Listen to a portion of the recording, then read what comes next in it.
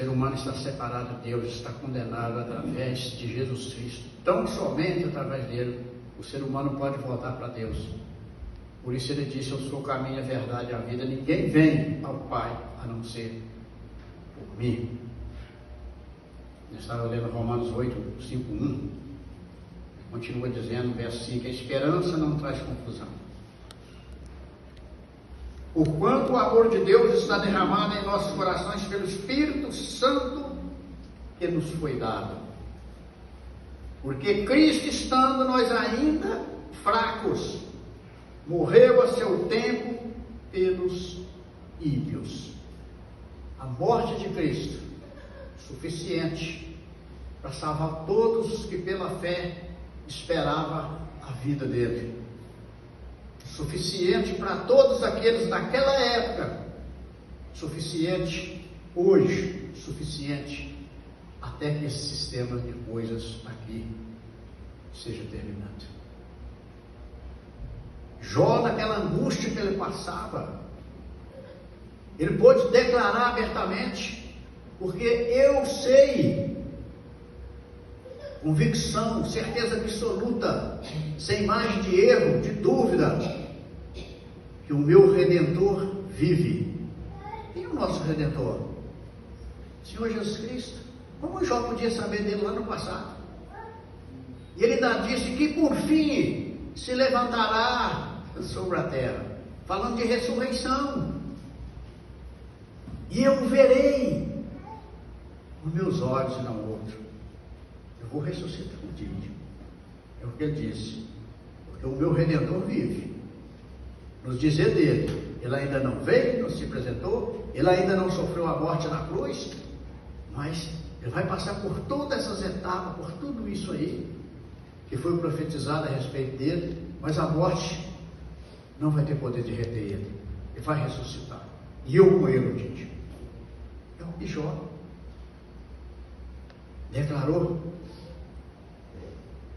Então, irmãos, capítulo 8 de Romanos, versículo 1.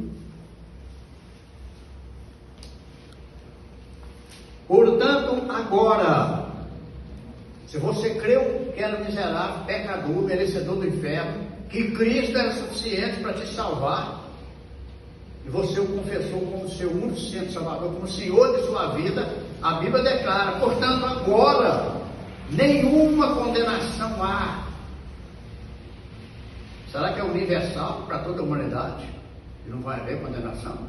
Amado, ele deixa declarado: para os que estão em Cristo Jesus, que não andam segundo a carne, mas segundo o Espírito. Interessante que nesse mesmo texto, no verso 14, Romanos 8, 14, porque todos os que são guiados pelo Espírito de Deus, estes são filhos de Deus. Amados, o Espírito de Deus não guia a pessoa a acessar uma página, um site pornográfico.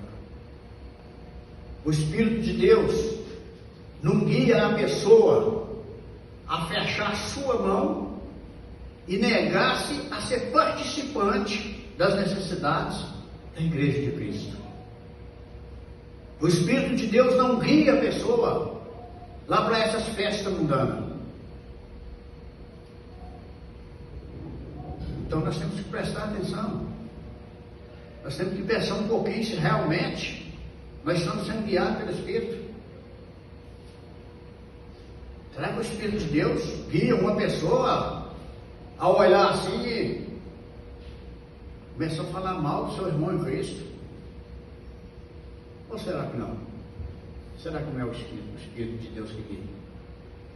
Tem um Espírito te guiando. Você pratica essas coisas. Mas não é o Espírito de Deus, não. Com certeza. Todos que são guiados pelo Espírito de Deus, estes são filhos de Deus. Então, quem não é guiado pelo Espírito de Deus, sei lá, João 8, 44, o Senhor Jesus Cristo acusou alguns aqui. que se justificavam pelos seus métodos, de ser escribas, de ser